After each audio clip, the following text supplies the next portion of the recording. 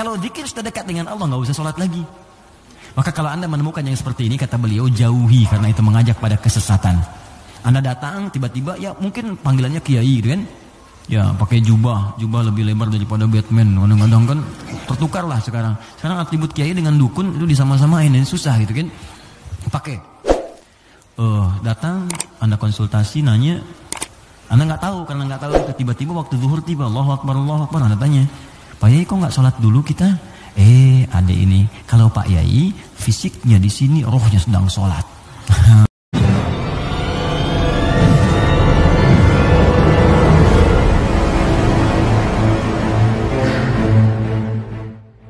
Tuh, ya, dulu saya baca. Jika kita berobat ke tempat semacam Pak Haji, mungkin Anda bukan kita. Saya tidak ikut. Oke.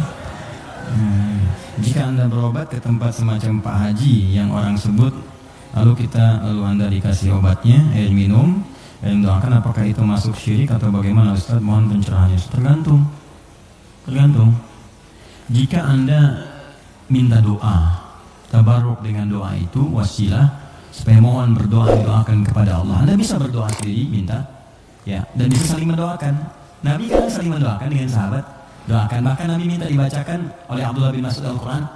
Abdullah bin Mas'ud datang sini, coba bacakan surat ini. Kata Abdullah bin Mas'ud, ya Rasulullah, Anda kan yang Nabi, tapi saya ingin mendengar bacaanmu. Sama sahabat saling mendoakan, biasa saling ketemu, doakan, itu biasa. Dan boleh, adabnya boleh. Anda ketemu ulama, minta doa. Dulu kami begitu, bertemu ulama, minta doa, Syekh, doakan kami. Sekarang gak beda, orang ketemu Ustaz, minta foto. Ketemu ulama, minta selfie deh. Lengkapnya dengan doa yang ditempatkan di hati, itu doanya. Ya, doanya, minta doa kebaikan. Nah, boleh Anda silakan kalau datang. Itu dalilnya diantaranya Quran surah ke-5 tadi, ayat 35.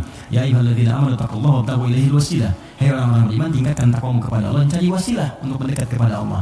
Apa diantaranya? Kisah yang paling tepat untuk menjawab ini adalah tentang Al-Fatihah itu. Jadi ada seorang yang sakit tadi, ya, kepala suku di Arab, sakit kemudian zaman itu, lalu dia minta kepada para sahabat, ngutus ajudannya, ya, untuk bertanya, ada nggak yang bisa menyembuhkan? Kata sahabat, Allah yang sembuhkan. Datang didoakan dengan baca Al-Fatihah. Itu kan paling gampang. Ketika didoakan itu dengan baca Al-Fatihah, sembuh. Saat sembuh itu dikasihlah kemudian kambing beberapa ekor. Takut, dibawalah kepada Nabi, ini indah sekali. Dilaporkan kepada Nabi, karena takut kambing itu gratifikasi. Tuh, ini bagus sekali. Jadi takut nih, saya takut salah nih, dibawa ke Nabi. Nabi, tadi ada orang sakit, terus minta bantuan. Saya ingat ajaran Anda, baca Al-Fatihah, saya bacakan. Habis itu dikasih kambing begini. Nabi langsung senyum, ketawa, tabassum dhahikan.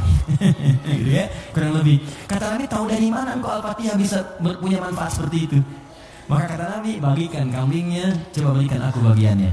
Maksud Nabi, yuk kita nikmati sama-sama itu. Silakan kita nikmati, syukur kepada Allah Subhanahu wa Ta'ala. Ini artinya dalil yang membolehkan kita datang minta doa, misalnya ya, ke orang saleh, ulama. Tapi syaratnya kita pun berdoa dulu, minta sama Allah. Minta.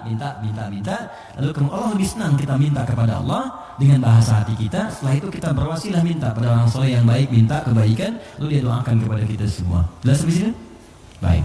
Kalau ada yang khusus semacam tertentu, ada pengaruh jin atau apa, biasanya dia diangkat tuh, mengangkat sesuatu yang bukan dari tempatnya. Ini bukan dari tempatnya, saya angkat, ini spidol, tempatnya bukan dalam gelas, lalu saya angkat. Jin tempatnya bukan di tubuh kita angkat. Bahasa Arabnya raka, ya, raka yarka atau raka yaraki tarqiyatan wa ruqyatan, maka disebut ruqyah namanya. Maksudnya ada ruqyah itu macam-macam, ada yang dengan bacaan saja, ada yang dengan air, misalnya air terus diminum, ya. Ada yang dulu ruqyah terkenal sekali, orang soleh, dia sakit, punya anak sakitnya lumpuh semua. Nah begitu lumpuh, dia orang yang baik sekali, kesolehannya nampak pada prasangka baiknya. Jadi semua yang datang prasangka baik aja. Malam-malam, Bu, bayangkan ada perampok datang malam-malam. Ini kisah ini sangat populer sekali. Perampok serombongan datang ke rumahnya. Karena prasangka baik ini dikira mujahid fisabilillah mampir. Dulu kan bukan kayak kita sekarang kan, rombongan mujahid dengan ini kan nggak kelihatan tuh. Malam-malam datang dikira mujahid. Begitu dibuka pintu, oh ahlan wa sahlan mujahid, masya Allah, silakan masuk. Bayangkan perampok disuruh masuk. Disebut mujahid fisabilillah, datang. Akhirnya apa yang terjadi? Silahkan, duduk dulu, istirahat dulu, mandi dulu. Dimintalah berwudu semua. tolong para mujahid silakan berwudu dulu. Ya, wudu supaya apa? Salah satunya ternyata di bawah keran itu dia simpan bejana untuk menampung air wudu mereka. Ini kisah nyata, benar terjadi. Jadi bukan rekaan, ini kisah nyata sampai riwayat kepada kita dan valid riwayat dari orang-orang salaf dulu. Di begitu air wudunya tumpah ke situ dan dia melihat orang-orang perampok tadi, kok ada anak ini nggak bangun. Ya kata mereka ke bapak tadi, ini siapa? Ini anak saya, dia kena lumpuh katanya.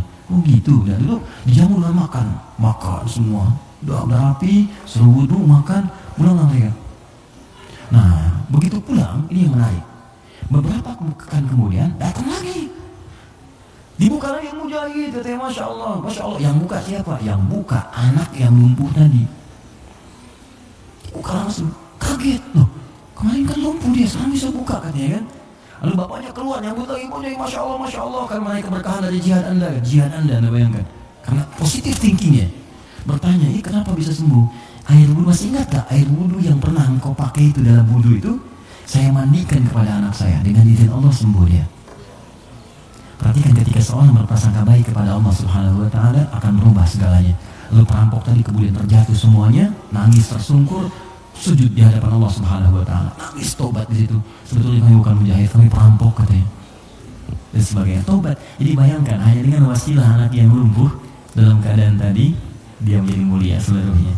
Ya, tapi ingat Syekh Hashim Muhammad Hashim bin Asy'ari Hadratus Syekh, pendiri Nahdlatul Ulama. Beliau mendirikan NU tanggal 31 Januari ya 1926.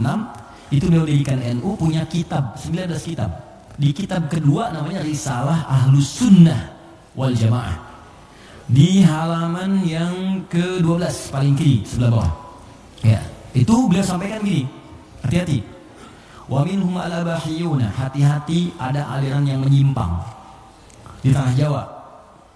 Itu diungkapkan di tahun 1333 Hijrah. Sekarang 1431. Sudah berapa tahun? Ya kurang lebih 100 tahun ya. Kurang lebih 100 tahun. Kata beliau, ada aliran abahiyun. Siapa itu? Tokohnya itu ahli zikir. Zikir. Tapi cara zikirnya melahirkan kesimpulan yang menyimpang. Apa kesimpulannya? Kalau sudah dekat dengan Allah, fala yantabiqu alaina al-amru wan nahyu. Kalau sudah merasa dekat dengan Allah dengan zikirnya, maka sudah tidak berlaku lagi perintah dan larangan. Di salat sudah tidak berlaku lagi karena salat itu masih latihan. Kalau zikir sudah dekat dengan Allah, nggak usah salat lagi. Maka kalau Anda menemukannya seperti ini, kata beliau, jauhi, karena itu mengajak pada kesesatan. Anda datang tiba-tiba, ya mungkin panggilannya kiai kan, ya pakai jubah lebih lebar daripada Batman, kadang-kadang kan tertukar lah sekarang atribut kiai dengan dukun itu disama-samain, susah gitu kan. Pakai datang Anda konsultasi, nanya, Anda nggak tahu, karena nggak tahu, tiba-tiba waktu zuhur tiba, Allahu Akbar, tanya, Pak Yai kok nggak sholat dulu kita? Ada ini, kalau Pak Yai fisiknya di sini, rohnya sedang sholat.